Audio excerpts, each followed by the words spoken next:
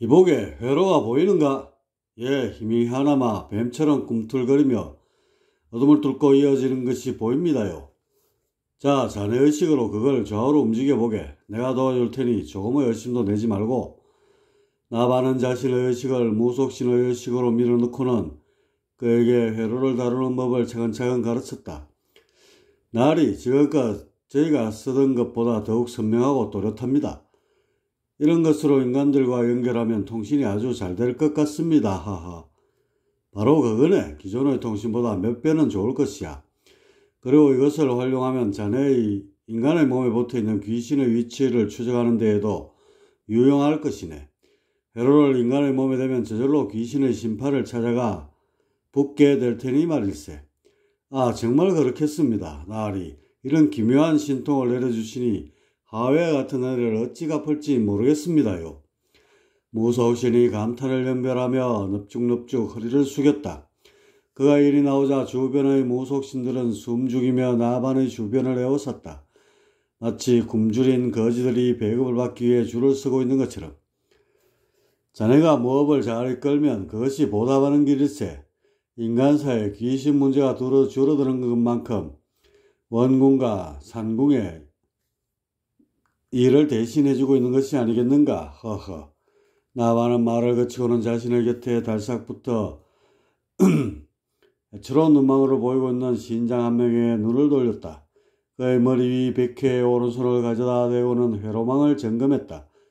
그리고 좀 전에 했던 방식으로 그의 의식과 연결해서 고장난 회로망을 고쳐주고 좀 더 질 좋은 회로를 사용하는 법도 알려주었다. 이런 식으로 그날 참석한 무속신들 가운데 10명을 추려서 신통을 개선시켜 주었다.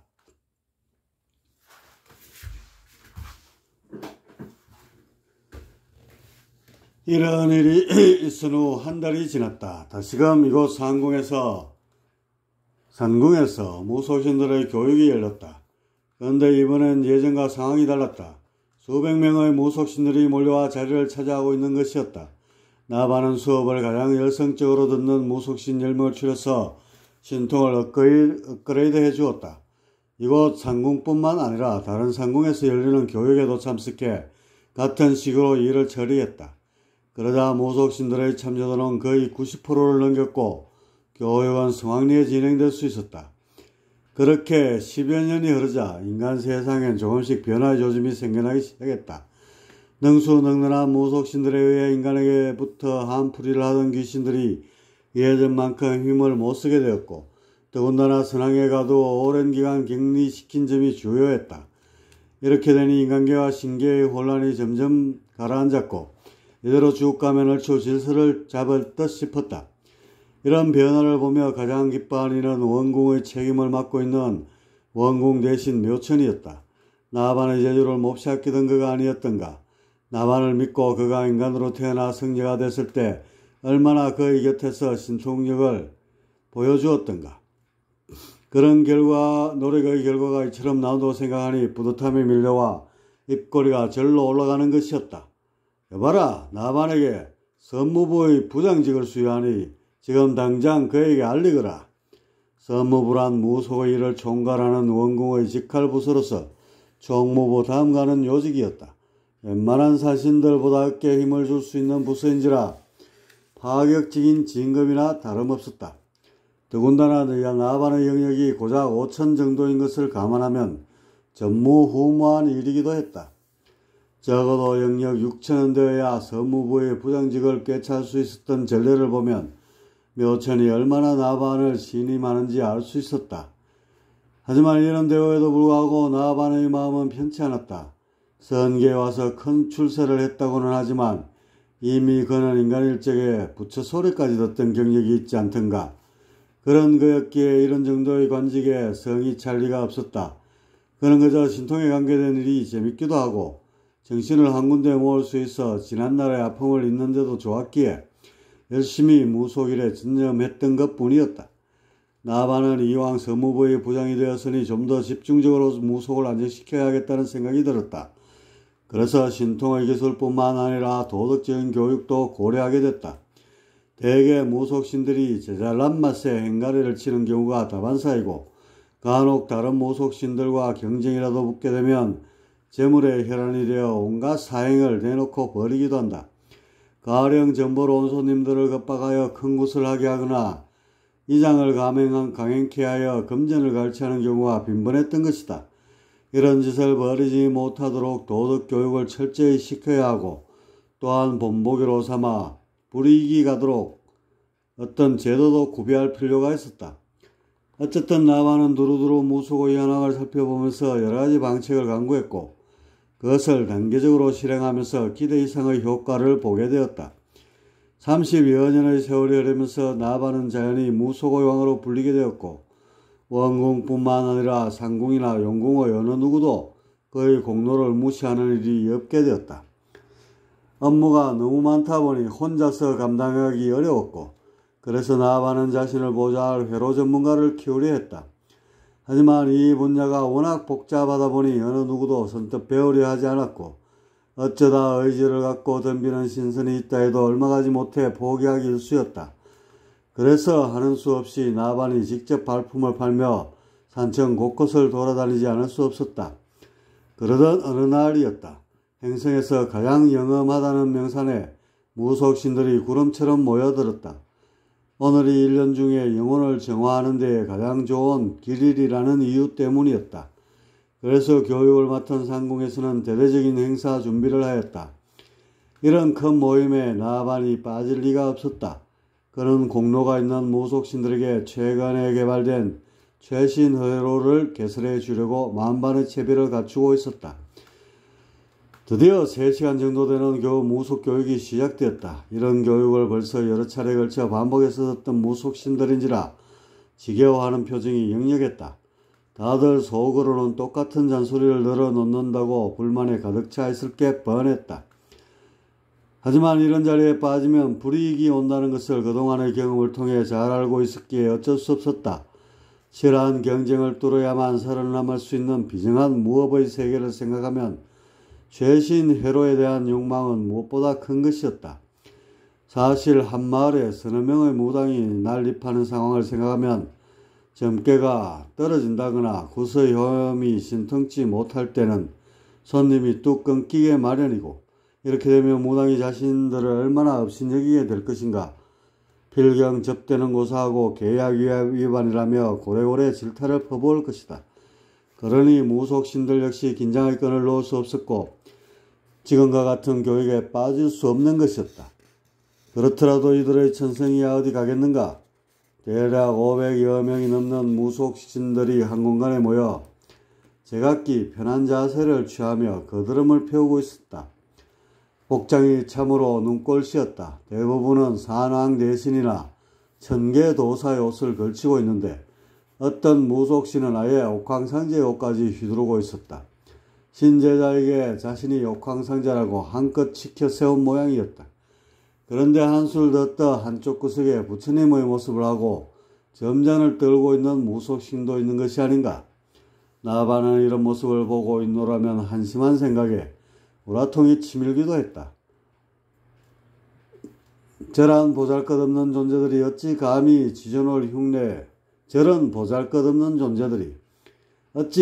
지존을 흉내낸단 말인가. 하지만 이내 자신을 되돌아보고는 의기소침해지고 말았다. 자신도 한때 인간으로 있으면서 짐짓 부처님 흉내를 내지 않았던가. 그때 생각만 하면 얼굴이 화끈거려 쥐구멍이라도 숨을 판이었다. 몇 달 전인가 볼일차 고향인 소해국을 방문한 적이 있었다. 그때 그만 심장이 멎는 줄만 알았다. 나라 곳곳에 자신을 생불이라 칭송하며 기념탑도 만들고 서적도 출간하고 난리도 아니었기 때문이었다. 신도들은 아직도 자신을 잊지 않고 사찰을 찾아 보도에 열심히 절을 하고 있었다. 우리 곁에 다녀가신 부처님이란 커다란 플래카드도 곳곳에 걸려 있었다. 참으로 두고두고 가슴을 내오게 하는 장면이 아닐 수 없었다. 나반은 이런 모습에 화들짝 놀라서 대충 일을 끝내고 서둘러 돌아왔었다. 혹시나 저들이 지금의 이런 모습을 보면 어떨까 생각하니 그저 얼굴이 붉어지고 한숨만 나왔다. 무속신들의 교육이 시작된 지 20분 정도가 지났을까? 갑자기 교육장에 네온 상인을 비춘 것처럼 휘황찬란한 빛이 좌측의 하늘에서 나타났다. 생전 처음 보는 엄청난 빛이었다. 빛 사이로 원궁 대신 묘천이 보이는데 그의 몸에서 나오는 빛은 그저 반딧불 정도로 작았다. 도대체 어떤 빛이기에 영역 6.5천에 이르는 묘천을 저리도 작게 만드는 것인가? 나반은 무엇인가 홀린 듯 빛에 의해 취해 시선을 뗄 수 없었다. 잠시 뒤 빛덩이가 교육장 한편에 내려앉았고 묘천의 몸이 윤곽을 드러냈다. 그는 자신의 옆에 있는 빛의 존재를 향해 연신굽순거리며 뭔가를 얘기하고 있었다. 빛이 너무 강렬해서 어떤 존재인지 가늠할 수 없었지만 성복을 입고 있다는 사실만은 얼추 알아낼 수 있었다. 천계에서 한가락하는 고명한 법성임에 분명했다. 저토록 휘황하고 고고한 존재가 천신이란 말인가? 나반은 탄성을 질렀다. 이때 원궁 대신 묘천이 그에게 하는 소리가 귓가로 흘러들어왔다. 법사님께서 이런 누추한 곳까지 왕림하시다니 그저 송구스러울 따름입니다. 누추하다니요. 중생들이 있는 곳이 제 집이 아닙니까? 허허. 새로운 무속교육법을 실시하고 있다는 소리를 듣고 궁금해 견딜 수가 있어야지요. 이렇게 친히 안내까지 해주시니 고맙습니다. 별말씀을요. 법사님께 소개할 신선이 있습니다. 바로 이 무속 프로젝트를 계획하고 완성시킨 자입니다. 원궁 대신은 말을 끝내자마자 나반 쪽을 쳐다보면서 이쪽으로 오라는 손짓을 했다. 빛에 넋을 잃고 있던 나반은 무슨 일인가 하고 그쪽으로 터벅터벅 걸어갔다. 법사님, 바로 이 신선이 1등 공신입니다. 원궁 대신 묘천이 나반의 손을 꼭 잡으며 천신인 법사에게 소개를 했다. 그런데 법사는 나반을 뚫어져라 보면서 아무 말도 하지 않는 것이다. 뭔가 칭찬이나 덕담 한마디쯤은 건네야 할진데 그저 침묵으로 일관하자 분위기는 싸늘하게 식었다. 신통력에 있어서는 타의 추종을 불허하는 뛰어난 재주를 지녔지요. 묘천이 나반을 크게 칭찬하며 법사의 눈치를 살폈다. 그러자 법사가 눈을 깜빡거리면서 반응을 하기 시작했다. 그렇지요. 이자는 신통력에 살고 죽는다는 그야말로 신통력의 화신이 맞고 말고요. 허허. 법사가 느닷없이 나반의 신통력에 대해 익히 알고 있다는 듯이 말을 하자 묘천은 심히 놀랐다. 아니, 법사님도 이 신선에 대해 들은 적이 있으십니까? 들은 정도가 아니지요. 저는 수도 없이 제 이 두 눈으로 똑똑히 봤지 않았겠습니까? 허허. 법사가 이리 나오자 묘천은 거듭 놀라움을 감출 수 없었다. 나반이 얼마나 유명했으면 천계까지 소문이 났는지 의아하지 않을 수 없었다. 그런데 진짜 놀란 것은 다름 아닌 나반이었다. 자신을 잘 안다는 듯이 말하는 빗덩어리 천신이 의아해요. 눈에 힘을 주고 불빛 사이를 살폈다. 간신히 얼굴의 윤곽이 잡히는데 놀랍게도 어디선가 본 듯한 자였다. 기억을 더듬고 더듬는데 갑자기 어떤 인간으로 좁혀졌다. 그의 얼굴이 동공에 박히는 순간 나반은 얼마나 놀랐는지 거의 기절할 뻔했다. 그는 다름 아닌 진여였다. 인간이었을 적에 둘도 없이 친했던 도반이고 신통력에 취해 살게 됐을 때는 남보다도 못한 사이로 틀어졌던 그였다. 그에 대해 마지막으로 기억나는 것은 어느 날 상심과 함께 법당에 찾아와서는 자신과 대판 싸우고 영영 이별하게 됐다는 사실이다. 그런 그가 어떻게 천신이 되어 이 앞에 서 있는 것인가? 허허, 나는 죽어서 천신이 된 이후에 풀리지 않는 궁금증이 하나 있었지요. 바로 이 나반이란 자가 어느 하늘의 부처님이 되었는가 하는 의문이었습니다. 아니면 최소 보살님이라도 되었겠거니 했지요. 그런데 아무리 찾아도 안 보여서 벌써 인멸한 것은 아닌지 의아했는데 지금에서야 그 의문이 풀렸지 뭡니까? 하하하하. 법사는 이렇게 말하고는 무엇이 그리 우스운지 터져 나오는 웃음을 멈추지 않았다. 그의 웃음소리에는 비수가 되어 나반의 심장을 난도질하였다. 숨이 막히고 눈이 멀어 아무 생각도 할 수 없었다. 하늘이 무너진다는 것이 바로 이런 것이겠구나 하는 생각만 희미하게 들었다. 이보게 나반, 내 소리는 좀 들리는가? 상심이는 말이야 천궁에서 높은 벼슬을 하고 있지. 그리고 자네 상자로 있던 제자들 말이야. 자네보다 일찍 죽었던 몇 명 말일세. 그들 중 한 명은 천신이 되어 있고 나머지도 6천 이상의 영역들을 지녔더구먼. 그런데 어쩌다 자네만 성경의 밑바닥에서 지렁이처럼 기어다니고 있는 것인가?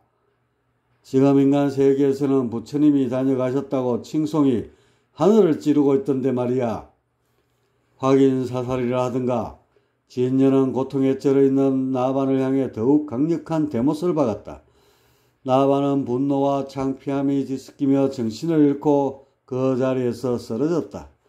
번뇌가 얼마나 강렬했으면 주화가 궁극에 치달으며 상단전을 마비시켰고 이 때문에 혼절해버린 것이었다. 얼마의 시간이 흘렀을까? 나반이 눈을 떴을 때는 이미 땅거미가 진 뒤였다. 누가 옮겨놓았는지 숙소의 침대 위였다. 눈을 껌뻑이며 조금 전에 일을 상기하던 나반은 이내 고개를 가로저었다. 내가 악몽을 꾼 모양이군. 맞아. 분명히 악몽이었어. 나반은 자신이 오늘 당한 일을 악몽으로 생각하는 듯했다. 아니 어쩌면 그쪽으로 단단히 몰고 싶었는지도 몰랐다. 세상을 살다 보면 참담한 일을 피해갈 수는 없지만 자신이 방금 전 겪었던 상황은 상상조차 할 수 없는 것이었다. 현실이라고 생각하기에는 너무나 끔찍한 형벌이었다. 하지만 잠시 뒤 숙소를 찾은 동료에 의해 이런 나반의 노력은 물거품이 되고 말았다. 안부를 물으며 자신이 쓰러져 실려온 경위를 낱낱이 말하는 동료는 악마 그 자체였다. 이제 나반에게는 더 이상 무너질 하늘조차 없었다. 자리에 누워 숨을 가누며 그저 그렇게 하늘바라기만 하고 있었다. 그러다가 문득 웃음을 잔뜩 머금은 진녀가 자신의 소문을 퍼뜨리고 다니는 광경이 그려졌다. 심지어 생전의 제자들에게도 이런 사실을 알리며 기덕대며 웃는 그런 그의 주변에서 배꼽 빠지도록 웃어젖히는 천신들.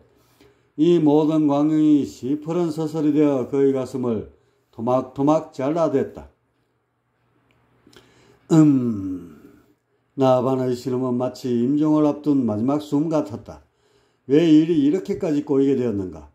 나반이 간신히 생각을 일으키려 하자 불현듯 도가에서 주장하는 위복이란 말이 떠올랐다. 그건 간단히 말해 실속을 차리라는 뜻이다. 인간은 외부의 자극과 감각의 세계에 탐닉하여 실제의 세계를 망각하고 지내기 일쑤이다. 자기 자신의 실상인 본성을 잊어버리고 자꾸만 외부로 눈을 돌려 온갖 관심을 쏟아붓는다. 위복이란 이러한 감각이 꾸며내는 허상의 세계를 멀리하고 내실을 기한다는 뜻이다. 한마디로 정신 차려 실속을 챙기라는 것인데 이 말이 오늘따라 더욱 뼈저리게 느껴지는 나반이었다. 지금의 이 꼴은 마음을 온통 외계에 빼앗겨버린 데에 따른 필연적인 결과 아니랴. 이미 엎질러진 물이며 그렇기에 나반은 이런 자신의 처지를 잊기 위해 무언가에 미쳐야만 했다. 미치지 않고서는 단 몇 초도 견디기 어려웠다. 물론 인도 환생을 하면 모든 기억을 지울 수 있다. 하지만 인간? 쳐다보기도 싫었다. 인간 일적에 자신이 했던 일들을 떠올리면 생각만 해도 끔찍했다. 그래서 나반은 자신이 유일하게 잘할 수 있는 회로를 잡았다. 눈만 뜨면 회로를 붙들고 실험하였고 보다 집중적으로 연구하기 위해 30년짜리 휴가까지 신청했다. 그가 세운 공적도 있고 또한 무속이 안정기에 접어들었기에 어렵지 않게 휴가를 따낼 수 있었다. 나반은 자신의 숙소에 틀어박혀 각양각색의 회로와 그것의 운용에 대해 연구했다. 회로를 쪼개고 겹치고 배열을 바꾸면서 그 특성을 일일이 파악해 나갔다. 인간계로 치면 전선이나 전파, 주파수 같은 것에 대한 연구로 보면 얼추 비슷할지도 모르겠다. 나반은 자신이 연구한 바를 현실에 적용하는 데에도 소람이 없었다. 이론이 이론에서 그치게 되면 그것만큼 허망한 것도 없을 것이다. 그래서 틈나는 대로 인간의 연파와 무속신의 신파를 하나의 회로망으로 잇는 여러가지 방법과 그에 따른 변수들을 실험했다. 그리고 무속신의 개별적 특성에 맞춰 신통회로를 개발했는데 마치 라디오 채널처럼 그 수가 다양했다. 이것들에 대한 면밀한 검증을 거쳐 나아바는 마침내 무속에 적합한 최적의 신통회로를 출시하게 되었다. 기존에 자신들이 무속신들에게 설치해 주던 것에 비하면 몇 곱절은 뛰어난 것이었다. 나아바는 연구가 끝나고 마냥 손 놓고 있을 수만은 없었다. 왜냐? 의식이 풀어지면 곧장 악몽이 솟아나기 때문이다. 죽어서 밑바닥 신선, 소위 말하는 지선이 된 것도 원통한데 이런 자신의 처지를 진녀에게 들켜버리지 않았던가. 지금쯤 여기저기 소문이 파다하게 났을 것이며 그렇기에 살기 위해서는 어쩔 수 없이 눈과 귀를 틀어막고 한 곳에 정신을 집중해야만 했다. 그래서 나아바는 곧장 신선들이 쓰고 있다는 회로를 꺼내들었다. 영역이 겨우 5천인 주제에 그 이상의 신선들이 쓰는 회로를 연구한다는 것은 배짱도 배짱이지만 여간 고되고 힘든 일이 아니었다. 그런 사실을 모를 리 없는 나만이지만 지체하고 있을 시간이 없었다. 기존에 쓰던 회로는 거의 대부분이 통신 위주였다. 쉽게 인간들이 쓰는 전화나 인터넷, TV 같은 용도로 보면 된다. 하지만 나바는 회로 자체를 이동수단으로까지 확대했다. 이런 도로용 회로가 진작부터 나와 있긴 했지만 나바는 통신과 도로를 함께 운용할 수 있는 다목적 회로를 염두에 두고 있었다. 모든 편리함을 두루 갖춘 만능 회로를 만들고 싶은 청사진이 뚜렷했고 나바는 다시금 온 정신을 모아 연구 산매에 들어갔다. 그렇게 해서 남은 몇 년을 더 매달렸고 30년 휴가가 거의 끝나갈 즈음엔 얼추 완성품을 뽑아내기에 이르렀다. 이 당시에 대한 나반의 연구는 성계 문화에도 획기적인 공헌을 하게 된다. 회로 하나로 실생활에 필요한 기본 장비를 모두 구비하게 된 것은 물론이고 이것을 응용한 도예 부분 역시 한 차원 높아졌기 때문이다. 자연 환경은 기본이고 각종 집과 생활 장비를 보다 우수하게 꾸밀 수 있게 되니 저절로 문화의 혁신을 불러오게 되었다. 그리고 먼 훗날의 일이지만 방음막을 보다 튼튼하게 짜는 데에도 적용할 수 있었어. 그 응용 분야는 실로 막측한 것이었다. 나반에 의한 회로의 거듭된 발견. 그것은 실로 상계의 문화에 있어서 빛과 소금 같은 역할을 해주었다.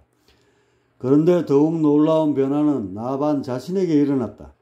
그가 회로 연구에만 몰두한 지 30년째가 되던 해 부지불식 중 그의 영역이 5.5천을 넘어선 것이었다.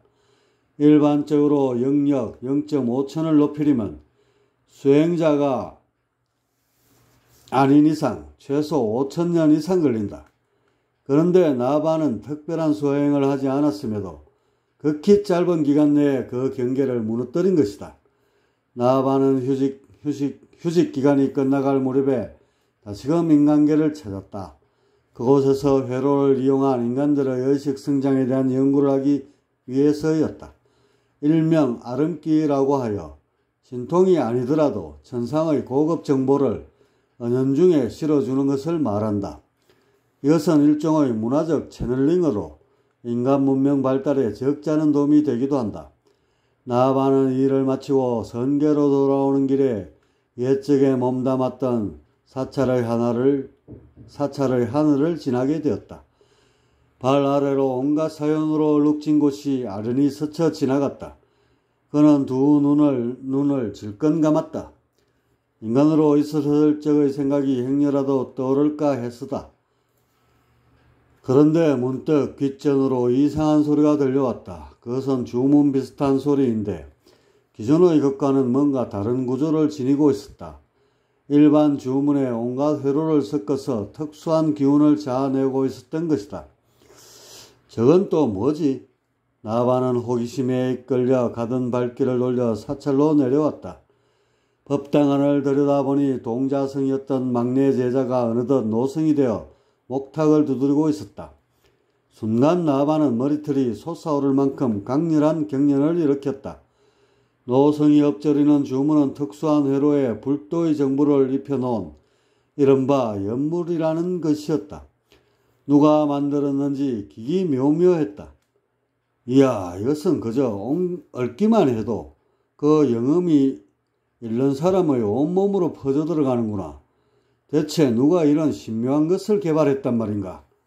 나반은 벌어진 입을 그대로 둔 채 감탄을 연발했다. 회로를 이용한 수행, 중생들에게 얼마나 편리한 방법이란 말인가. 만일 자신이 성녀로 있었을 적에 이런 연불이 있었다면 상황이 달라졌을 수도 있겠다 싶었다. 사실 나반은 참선 수행에는 별로 소질이 없었다. 오로지 회로뿐이었다. 그런 자신에게 회로를 이용한 연불이 주어졌다면 지금 이 모양으로 있지는 않았을 것이다. 연불. 나반은 흥분의 도가니 속으로 흠뻑 빠져들었다. 귓전으로 들려오는 연불과 온몸으로 느껴지는 회로망들. 이것은 신비로운 불도의 세계로 이어지며 온갖 문화와 사상을 천지에 뿌려대고 있었다. 나반은 희열을 느끼며 본능적으로 그 회로망 속으로 몰입했다. 연불 소리와 함께 천공을 향해 은빛의 가느다란 회로들이 뻗쳐 올라갔다. 실크보다 부드럽고 구름보다 폭신한 회로의 너울거림, 너무나 황홀하다. 나반은 자신도 모르게 연불의 회로를 타고 천공으로 계속해서 올라갔다. 몸이 얼마나 가볍고 유연하든지 어느덧 성계를 넘어 천계까지 진입했다. 그런데 천계로 머리를 들어 올리는 순간 회로망이 온데간데 없이 끊어져 버렸다. 나반은 순간 정신이 바짝 들면서 거대한 차원의 압박에 눌리며 하계로 추락하고 말았다. 내려오면서 간신히 정신을 차리고 생각하니 황홀경에 휩싸이면서 연불을 중단했던 것이 원인인 듯 했다. 그러니 회로가 곧바로 소멸되면서 자신을 이렇게 너동덩이 친 것이 아니겠는가. 나반은 이날 이후로 만사를 제쳐놓고 오직 연불에만 몰두했다. 약속된 휴직기간이 끝나자 무속신들을 위한 진언을 개발한다는 명목으로 또다시 연장을 신청했다. 그동안 연구한 것 가운데 몇 가지 성과를 제시하자 원공 대신 묘천은 입이 한방만해지면서 두말 없이 휴직을 승인했다. 나반의 회로에 대한 연구는 일치월장했다.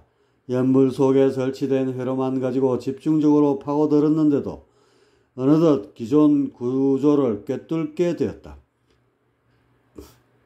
분명 천신들이 설치한 것일진데 여러 면에서 놀랍도록 우수했지만 뭔가 어설픈 구석도 있었다. 그것이 구체적으로 뭔지에 대해서는 확실히 떠오르지 않았지만 좀 더 연구하면 한 단계 업그레이드 시킬 수 있을 것만 같았다. 그렇게 해서 좀 더 개선된다면 연불을 이용해서 천계를 자유로이 왕래하지 못하리라는 법도 없었다. 나반은 어느덧 어느 누구도 생각지 않았던 새로운 지평에 도전장을 과감히 내밀었다. 사실 나반보다 더 천신에 대한 집착이 강한 신선은 드물 것이다. 부처로까지 칭송받던 그가 아니었던가. 사후의 불보살은 아니어도 최소한 천신 정도는 돼 있었어야만 했다. 그래야 간신히 면피를 할 수 있고 나름 얼굴을 들고 생활할 수 있는 거였다. 그런 한이 맺혀있는 나반이었기에 연불을 보는 순간 그것을 통해 천신의 경지를 넘보게 된 것이었다. 하지만 아무리 연불이 특수한 기운으로 똘똘 뭉쳐있다고 해도 영역에 의해 갈라진 차원의 벽을 뚫는다는 것이 결코 쉬운 일은 아닐 것이다. 나반은 자연히 자신에게 부여한 영역 그 이상의 차원을 넘보면서 회로 연구에 매진하기 시작했다. 세상 모든 것이 정보 노름이 아니랴.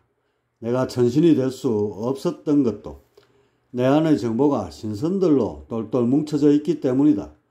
나의 정보를 천신화하는 것은 어렵지만 연불을 이용해 천계로 올라서는 것은 결코 불가능한 일이 아닐 것이다. 천계, 그곳에 좀 더 오래도록 머무를 수만 있다면 내면에 고착된 신선의 정보를 털어내는 데 커다란 도움이 될 터. 나반은 연불을 이용한 수행에 생각이 미쳤다.